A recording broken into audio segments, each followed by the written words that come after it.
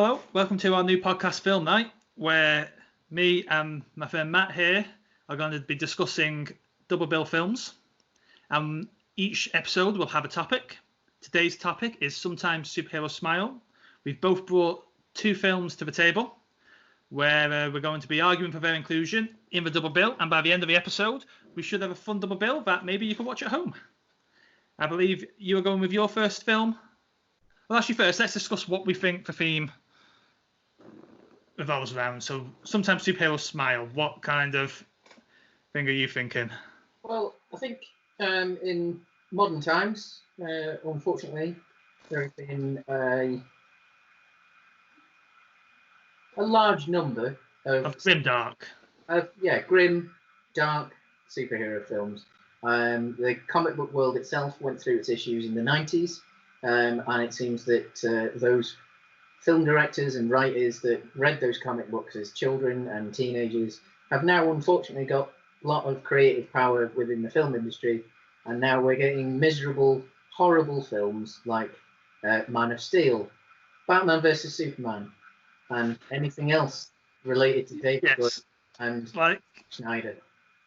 A desire to inject realism into a genre that doesn't inherently need it. And there's nothing wrong with a realistic take on a superhero, but I think it also depends on what your definition of realism is. Like obviously, someone that can fly, someone that can control the weather, something like that. Of course, that's not real, but emotions are real. And you can create real emotions without having to necessarily make a villain of a hero. Yeah, I mean, it's the notion, like, if we take the point of Superman, that like in real world we would not react well to a Superman figure, so we should have films where we don't react well to a Superman figure. But Lex is that point of view, right? You don't necessarily need the entire Superman. I think you can tell a very dark film around Superman, but Superman has to be the beacon of hope. I think you can have. It doesn't even need to be just Lex. As I think British politics and American politics recently have shown, the people can be very distrusting of outsiders, of things that are different. So you could even have it that the general populace doesn't necessarily accept Superman to begin with. But if Superman is a beacon of hope, a true beacon of hope, then you can have the people follow him quickly. And it doesn't just have to be because he's taken down a genocidal maniac. Well, Warner specifically don't seem to know what they want to do with Superman and how to make him work. I think Disney, on the other hand, a similar character like Captain America, arguably with even worse baggage because he's got a level of flag-waving jingoism attached to him. Yeah, I mean, he's called Captain America. It couldn't necessarily any worse. They've managed to make him work. And I have made for myself at least, a strong point to not include any Marvel films in my picks, because I don't think they're necessarily making grim, dark superhero films, but I also think they've got big enough that they've kind of become their own thing. Yeah. And Marvel are clearly making superhero films, but a Marvel superhero film is kind of a thing in and of its... It's sort of its own subgenre. Yeah.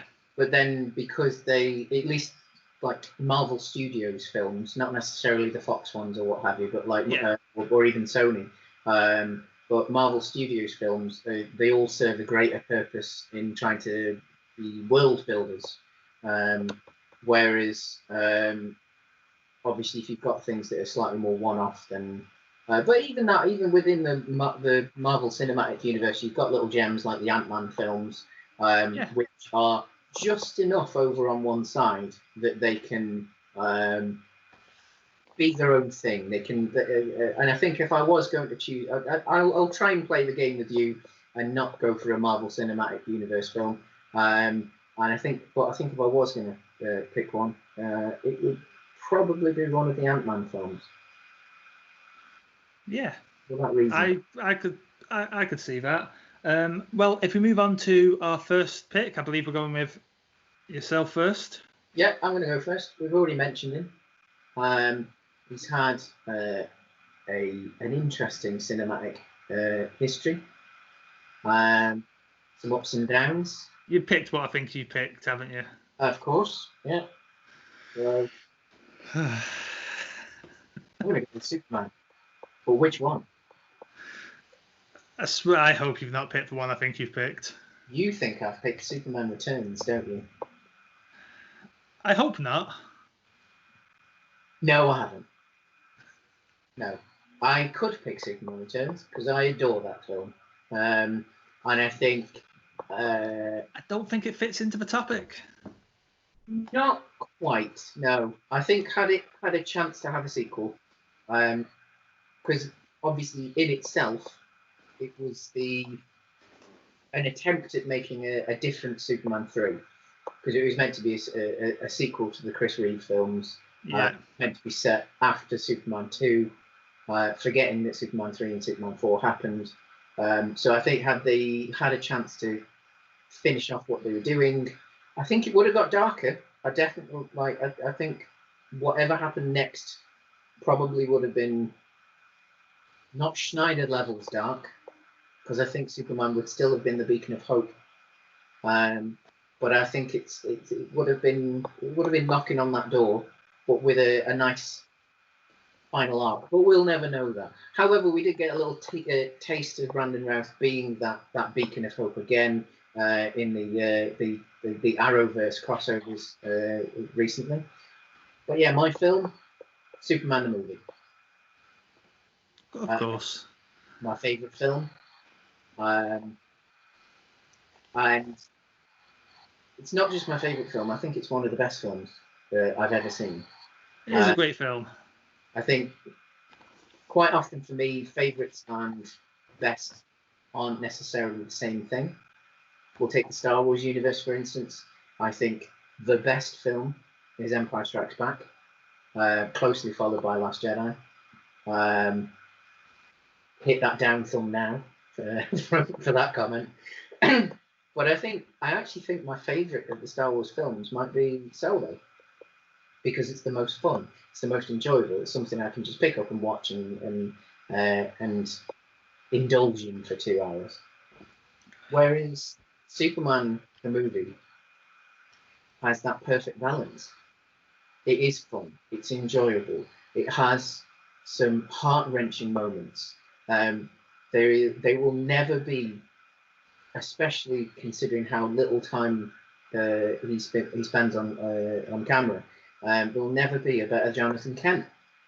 The way he dies, the way that you feel for that after what, maybe 6 minutes of on-screen time at that point. He's great, but I don't know, Smallville Jonathan Kent. Well, yeah. Again, it's time considering. Smallville Jonathan Kent had the benefit of what, 5-6 seasons of being a regular character for you to get to. And you knew it was coming, and I think that's the thing, like with Smallville's Jonathan Kent. You know that point is coming. You know that test Clark is coming. Whereas in the original movie, not the original movie actually, there were older versions, but in the Christopher Reeve first film from 1978, when Glenn Ford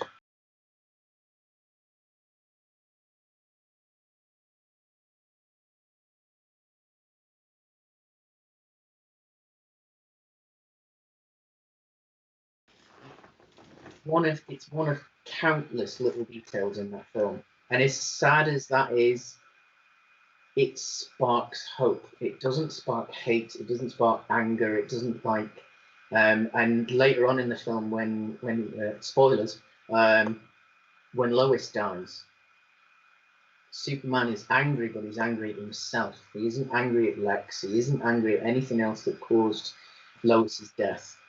He's angry at himself.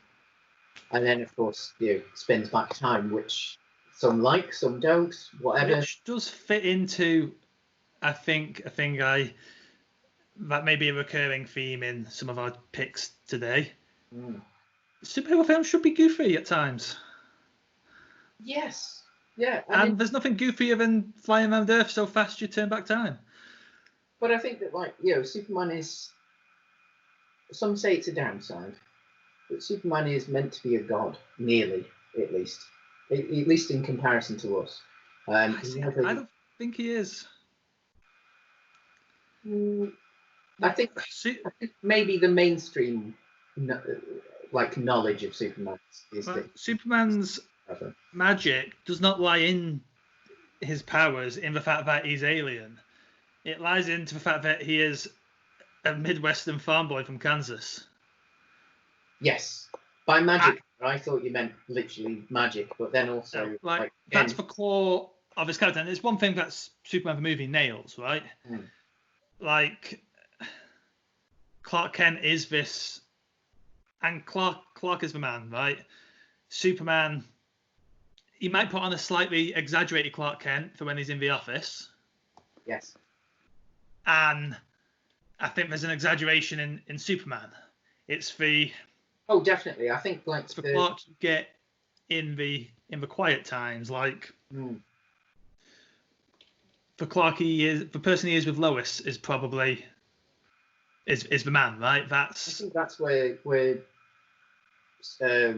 Chris Reeve in particular, no one will ever be a better Superman than on screen than Chris Reeve. There might be people who are as good. I think Brandon Routh again had elements of that, especially with the crossovers in the Arrowverse. I think Henry Cavill stood a chance had someone else been in control of the character. The way Reeve shifts his posture, the way he the little nuances. It's a genius piece of acting. Incredible performance. And then everyone else is. Everyone is superb, and I mean I could go on about this for days. So I'm gonna leave it here. Give me the reason in like a sentence or so why that film should be in our double bill today. Superman smiles. Superman makes me smile. And when he literally does smile to the camera in the final shot of the film, you feel good. Like it feels like the right ending. It feels like you've been on an adventure, you've been on a story, like you've been part of something, and it's it's there's an element of magic to that it's not just the best of what superheroes can do, but the best of what cinema can do. So for that, super. Okay, so I have my first pick is a classic. It is considered by many to be the best Batman film ever made, live action. Would it be Batman Returns? It is not Batman Returns. I am not a fan of Batman Returns. Batman 66. That would be close. That would be close second to the best live action Batman film ever made. But no, it is the Joel Schumacher hit, the one that cemented him in the pantheon of great Batman directors, Batman Forever. Yeah, agreed. It is, and jokes aside, I know it's not a popular choice for a Batman film, either of the Joel Schumacher films, but Batman Forever is just, from start to finish, a good time. Gotham has never, and I don't think ever will, look like that again. No, I think it's as close to a cinematic realization of a comic book Gotham that you're going to get. I think there's elements that the game got it, there's elements that the cartoon series got it, but I think, you're right. It takes what Tim Burton did, and Tim Burton's Gotham is also a very pretty thing to look at.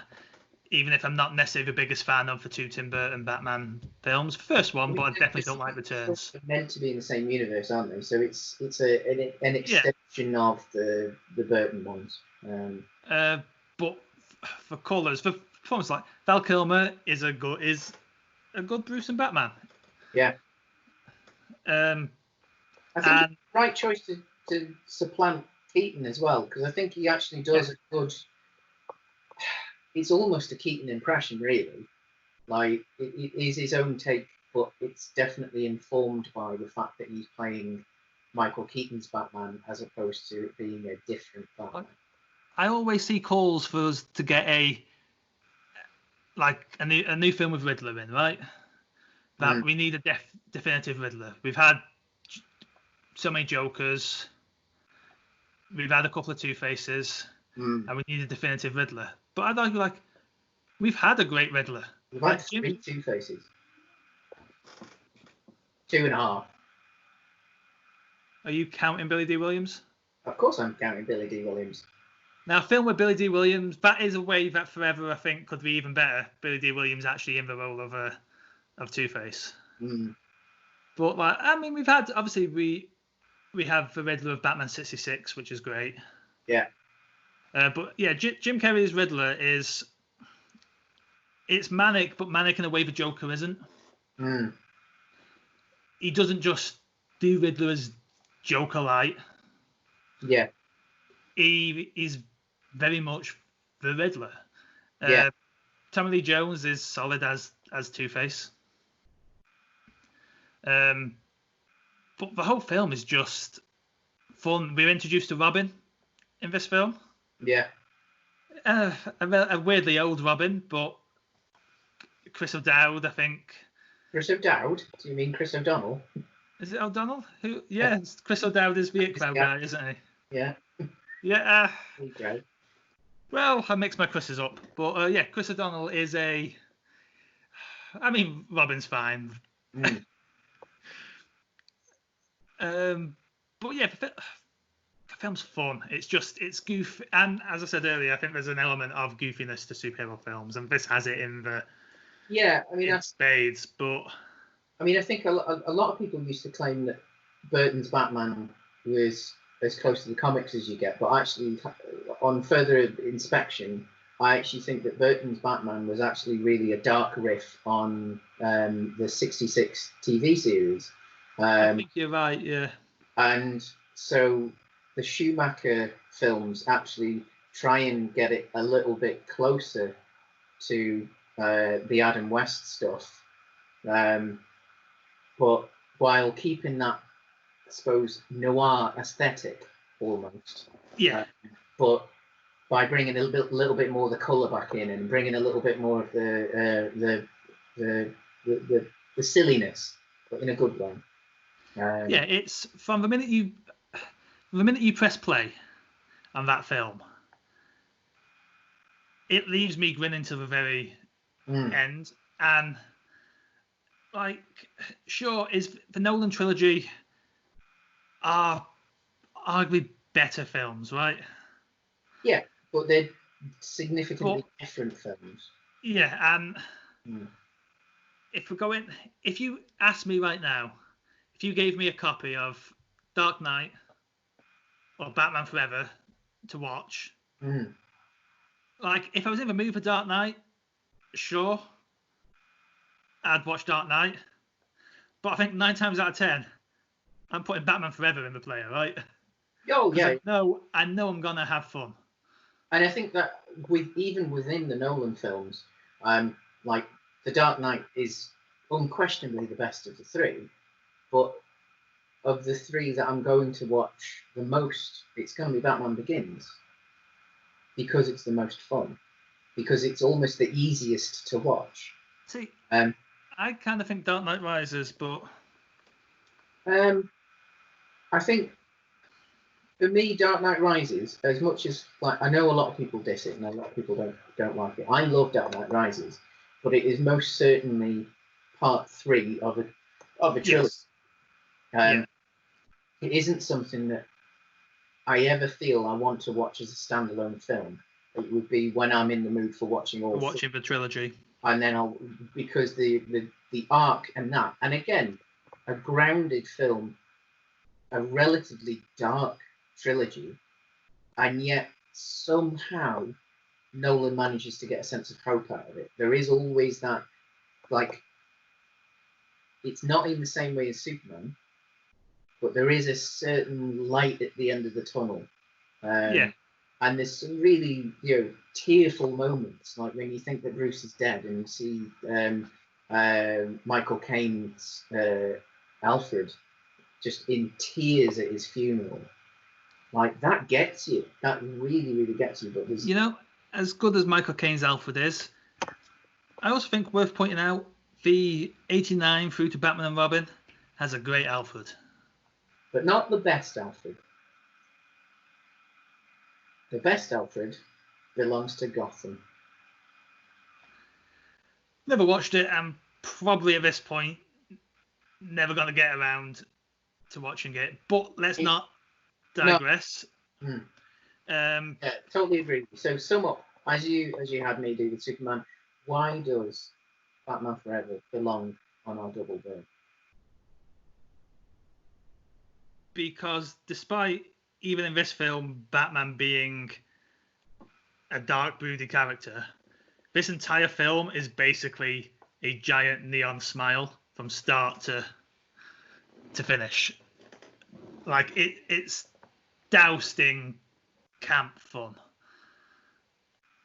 And I think if you want in a 1-2 punch of fun films that feature superheroes, Batman Forever should be part of that 1-2 punch.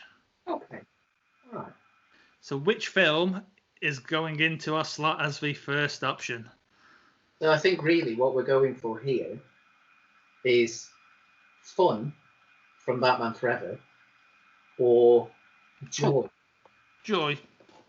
I'd say I'll go with joy, because I think joy encompasses hope as well. Yeah. So is it fun or is it joy? I mean, I think Forever fits with my second option better, but then that shouldn't be dictating. Tell you what then. Yeah. Let's put the double bill together at the end. You choose. Yes. Tell me your second choice, because it might be that our second choice doesn't work as well with Superman. I was torn here on what film to pick. Yeah. The film that narrowly missed out, but I think would have worked well with Superman, is the Rocketeer. Oh, excellent choice. Yeah, great film. However, it narrowly missed out to something a bit more modern. I think, if anything, though, the Rocketeer is ever so slightly too close to Superman, but not as good in its feel, in its aesthetic, in things like that. So I think, maybe you took the right choice there. Oh, a Joe Johnston double bill of a Rocketeer and Captain America: First Avenger. That would be a... Ooh, yes, fair play. Go on. But yeah, I've gone for a film that's only a couple of years old. It is a Sony superhero film in the Sony's universe of Marvel Spider-Man heroes or characters. The most awkwardly named cinematic universe ever created. Yeah. And that is, well, it's the only film in that universe. It's Venom. Mm-hmm. Now, this might seem an odd choice because Venom is not known for his cheery kind of proponent. The film is not known for being a particularly cheery film. Venom is a character created in that period of comics in the 90s where things were dark and gritty. And if anything, he is a dark mirror to Spider-Man. And this film also features no Spider-Man. But it is weird.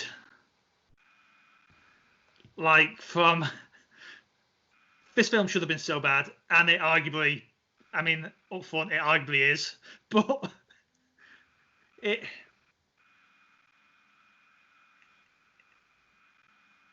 some switch triggered in Tom Hardy's head the day he read and accepted that film, I think.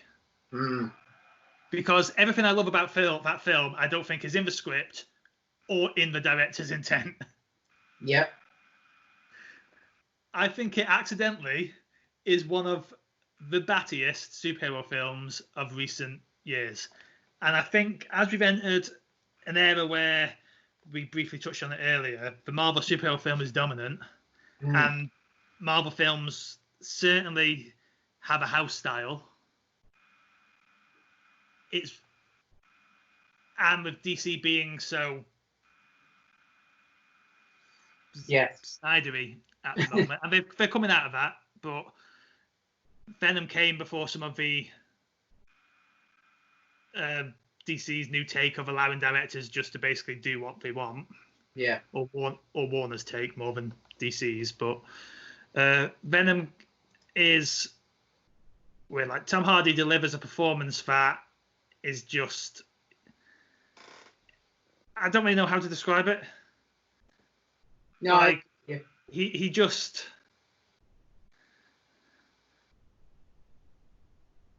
he's just odd. He's gone all in. Yeah. In the way that on a film that doesn't deserve an actor going all in. Well, but then at the same time, he's the one that probably saved him. Yeah, like I'm not sure if he is taking it seriously. Like I can't tell if he's decided to take it super seriously or not seriously at all. But like there's a scene where Venom is hungry, like the symbiote attached to him. Yeah. And it's like Tom Hardy just jumps in a lobster tank and starts eating lobsters. And the camera lingers on this for quite a while. And it's odd. Yeah. And I know where you're getting to. There's such a perfect balance of almost awfulness. It's like and he's acting across. Do you remember when Piranha 3D came out? Yes. Piranha 3D was a schlock horror movie that got a big budget release, and it was quite obvious that someone wanted from the outset to make a terrible film so bad that it was amazing. And I think, although I don't think the filmmaker of Venom wanted to do that, I think that's what Tom Hardy wanted after he realised what was going to happen. And I think what's happened is that we've got Tom Hardy doing Piranha 3D. Thing is, Tom Hardy's also acting across from, at this point, Oscar-winning Michelle Williams, who is also delivering, in the role she's got, a pretty good performance. Yeah. But again, I wonder if she's realised, with Tom Hardy, let's go for it. Like, because let's just straight up say it. There's a scene here where Tom Hardy makes out with Venom. Because Venom has decided it loves Tom Hardy. And I know he's Eddie Brock, but for some reason, this doesn't feel like a film about Eddie Brock. It feels a film about Tom Hardy getting infected by the Venom symbiote. Yeah, I think there's also a leftover feeling in the head of like Eddie Brock being Topher Grace. Yeah. And then if you know Eddie Brock before that as a mainstream, I suppose, not as a comic book reader, but like I only know Eddie Brock as Eddie Brock from the cartoon series from the 90s, where he's a man that makes Tom Hardy look small. Yeah. And so, obviously Eddie Brock, it doesn't feel like Eddie Brock in the way that, like, it's almost the antithesis of what Chris Reeve does for Superman. When you say Superman, vast majority of humanity would immediately think Chris Reeve. Whereas you say, like, if you said Eddie Brock, you probably wouldn't think of Tom Hardy. Tom Hardy is playing Tom Hardy in a Venom film. Yeah. Yeah. And like I think as the superhero genre has matured, we've hit a point where we can tell stories about superheroes that aren't inherently superhero films. Yeah. And I think this film accidentally ends up, because it's got all the trappings of a mid-noughties superhero film. It feels much more closer to a Fox X-Men film or a Sony Spider-Man film than it does a Marvel film in its kind of skeleton. Yeah, yeah. But somehow in the middle of this film, that has all the trappings of a very, very generic superhero film, is a weird romantic comedy. Like it almost becomes a romantic comedy between Eddie, or Tom, Venom, the symbiote, and Michelle Williams. And some of the Chinese marketing doubled down on. Yeah, they did, didn't they? Yeah. On this, yeah. And we had pictures of like Venom and Tom Hardy with umbrellas over. Yeah. Like, and I feel like a lot of the Asian markets got this film way more than necessarily the Western markets did for how, because it made a fair amount of money. Oh, it made a load of money. And we ended the film on Woody Harrelson in a cage, right? He's apparently going to be playing Carnage, and knowing the kind of actor he can be when he wants to be. Oh yeah, perfect. I kind of just hope the director just basically goes, you know what? We accidentally made an interesting film last time. I'm just gonna let you guys kind of do whatever you. Oh yeah, I mean, if they're elected to Matley for the next one, oh my. Because they're shooting now, aren't they? I believe so. Yeah. Yeah, like it's. So yeah, concluding it, it's not a film I can in good conscience recommend for you to watch. However, I think everyone should watch it. Yeah. Just experience it. Like there's a certain element of it being, it's like bad fast food in a way. Yeah. Like something that you or you know what it is. It's a Rustler's. Yeah, if you face it on its level, it's unintentionally great. It's a microwave burger. That's what it is. Yeah. Sometimes it's just what you want. It is. And again, I went into that film in the cinema with such low expectations. There's no way this Venom film, especially judging from all the trailers, was going to be good. Yeah. And I can't say it was my favourite superhero film of the year, because this is also the year we got Spider-Verse. Yeah. This is, so, yeah, it can't be my favourite superhero film of the year it came out. But is it one of the most fun times I had in the cinema that year? Definitely. Yeah, I can do that. I mean, I totally understand what you mean about not my favourite or not the best, but most fun. I watched Independence Day 2. I've not seen it. In the cinema, in a 4D screen, so the ones where the chairs move and water spraying in your face. One of the best cinematic experiences I've ever had. I mean, it's a shit film. Like, I mean, it's not terrible. I actually slightly prefer it to the original, to be honest. But it just is wonderful in that experience. So I completely understand. Right, pick 2. What is your second pick? Here we go. Now, as you know, I'm picking on the fly. So I've been thinking about how could we balance things off a little bit. And I think you're right. We need a little bit of kooky. We need a little bit of silly. We need a little bit of daft. A little bit of... You picked Quest for Peace, haven't you? Sorry? You got to go full in of a Superman and you picked Quest for Peace. I have not picked Quest for Peace. I have, however, picked an antidote to Superman the movie. Because I think that Superman the movie, as much as it does bring joy, it doesn't have that much fun. It's serious. So, yeah, it is a serious film. It's quite long as well.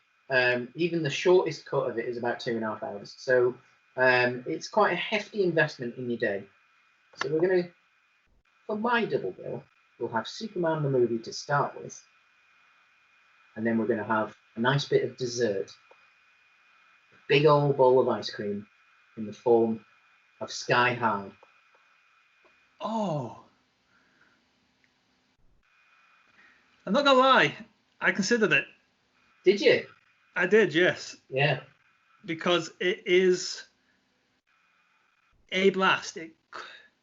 It comes out of that period of where Disney was putting out some what really should have been Disney Channel movies to cinema. But had like double the budget of what a Disney Channel movie should have been, but not necessarily double the anything else. It just had double the polish. Yeah. So, but I think it's got oh God, who plays the dad in it?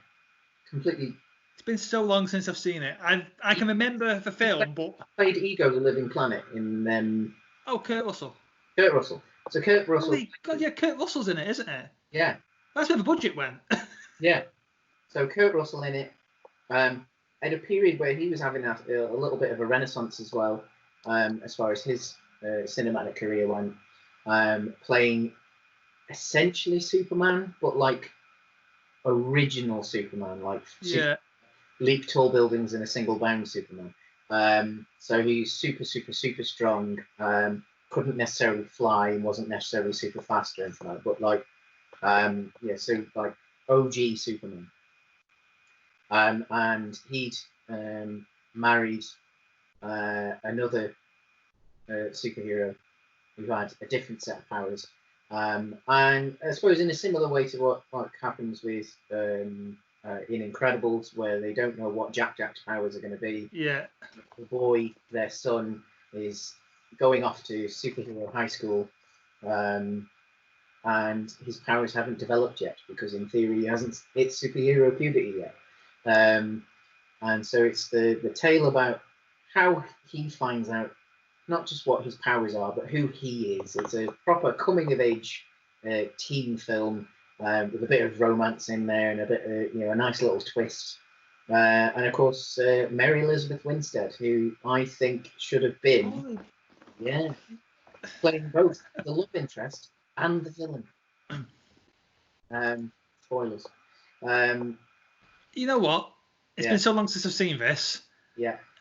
And it's on Disney Plus. I think I'm watching this tonight. So, does that mean that Sky High is going to be our pick for the second round? Because I think, as far as a fun superhero film that makes you smile, it ticks all of the boxes as far as a superhero genre film goes, and all of the boxes as far as a high school drama stroke comedy goes. I think it's almost flawless. I am going to posit a double bill of Batman and Sky High.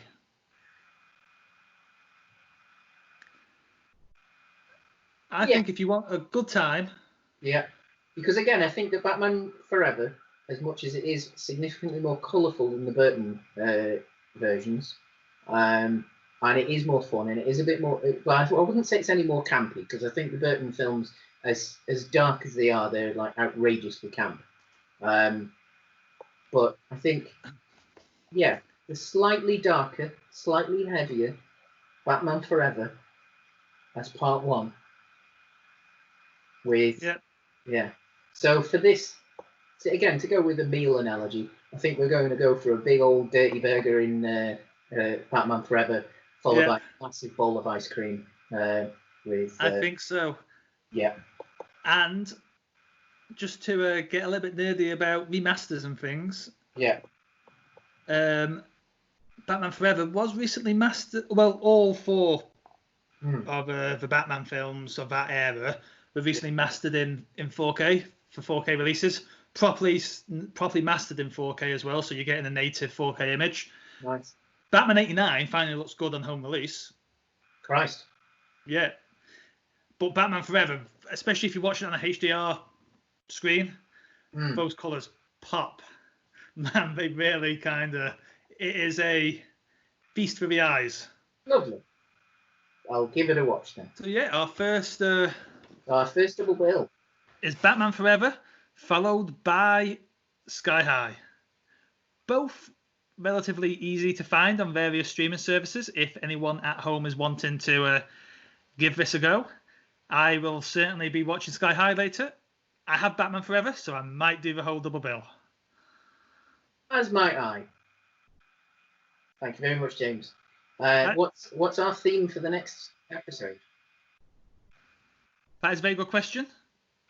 Not 100% sure yet, but you will find out at the start of the next episode. Good. See you all next time.